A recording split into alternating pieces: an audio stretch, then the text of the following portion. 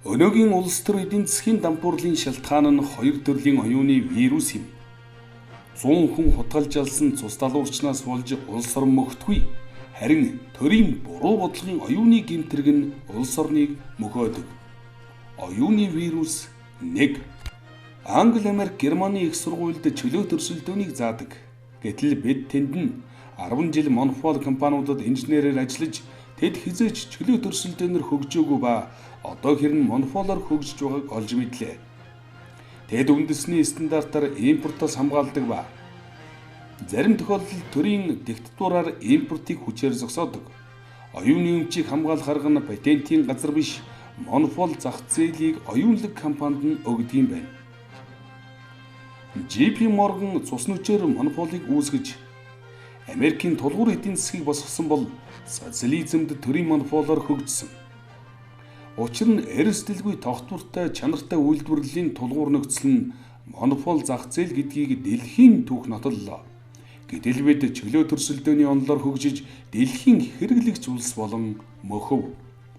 Капиталист улс бүрэнд инженерийн яам байдгүй. Энэ нь манай итгэл баяны дүрм.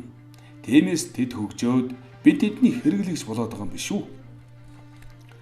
Хөгж харган гадаадын хөрөнгө оруулагч нарт зах зээлийн өгөх биш, харин улс төрийн ашиг сонирхлоор экспорт хийх эрхийг олддог юм байна.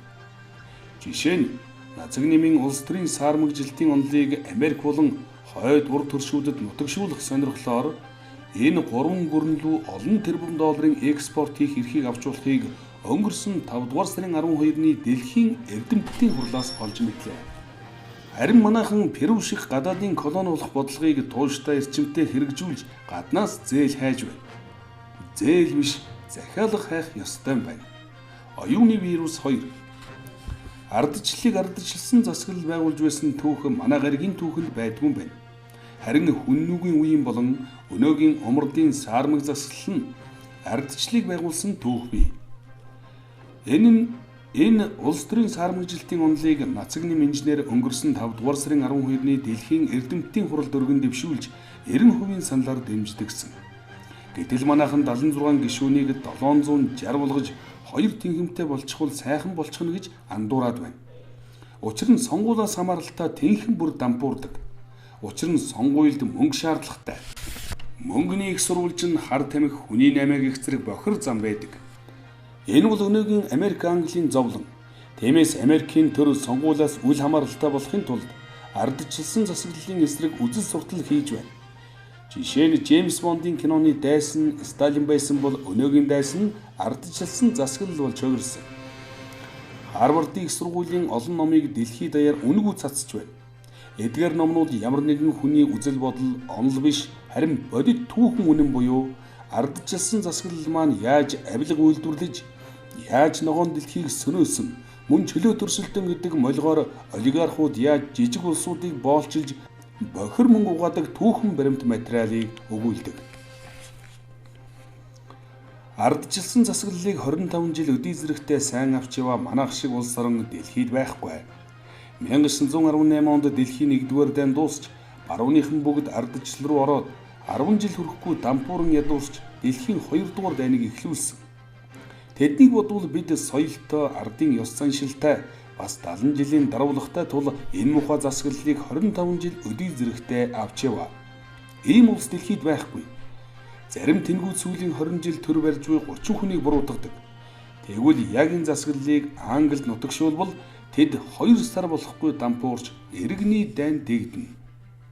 Зарим мангарууд энэ 30 хүнийг шинэ 30 хүнээр сольжхвал гарц гэж андуурдаг.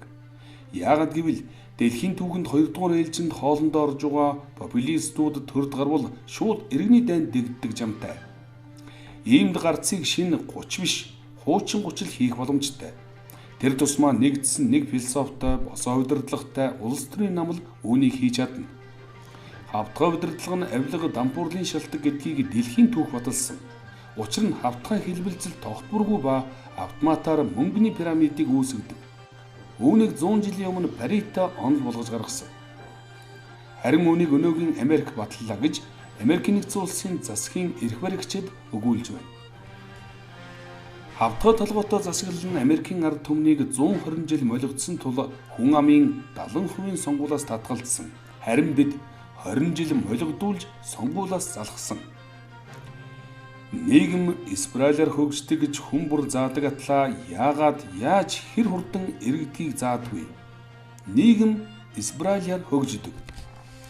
Яагад гэвэл байнгын засаглал, олигарх буюу парламент засаглал, эцэст нь ардчилсан засаглал гэсэн 3 туйл байдаг. Энэ 3 туйлын алийг сонгосон дампуурдаг. Тиймээс байнгын засаглалаас олигарх буюу парламент засаглал руу, дараа нь ардчилсан буюу популист засаглал руу, дараа нь эргээд байнгын засаглал руу шилжих замаар 3000 жилд нэг тойрдог. Гэтэл 2000 жилийн гений настай сармагчингууд анхны циклээ дуусаагүй тул хамгийн шилдэг засаглалыг ардчилсан засаглал гэж андуурдаг. Харин төрөлт ёсны олон зуун мянган жилийн түүхтэй эртний Грек, Ром, Хүн үү гэх мэт улсын түүхэнд эдгээр 3 туйл нь эрлийз саармагдсан байдаг. Энэ нь хамгийн шилдэг засаглал. Ийм саармаг засаглалтай улс оронд ардчлал өөрөө аяндаа автоматар үүсдэг. Түүнээс биш ардчлалыг хэн нэгэн диктатор байгуулдаггүй. Ийм саармагдсан засаглалыг умардынхан Magic формула гэдэг. Үүний ачаар тэд хамгийн сайн ардчлалыг байгуулж чадсан. Харин манайхан 3 туйлын нэгд нь наалдчгаас салахгүй дампуураад байна. Эдгээр туйлууд нь хамтдаа оршиж бие биенийхээ муу талыг арилгадаг. Гэтэл манайхан аль нэгийг сонгоод хууль гаргаад муу талыг арилгачих нь гэж андуураад байна. Олон улсын түүхэн туршлагаас харахад аль нэг эсвэл 2 туйлын сонгосон улс орн болгон дампуурсан. Учир нь үндсэн хууль дээр нь улс төрийн үүрэг гэж байдаг. Харин 3 туйлыг бүгдийн сонгосон улс оронд ардчлал үүсдэг ба үндсэн хууль дээр нь улс төрийн үүрэг гэж байдгүй, зөвхөн 3 засаглалын эрх мэдлийн хуваарлт байдаг.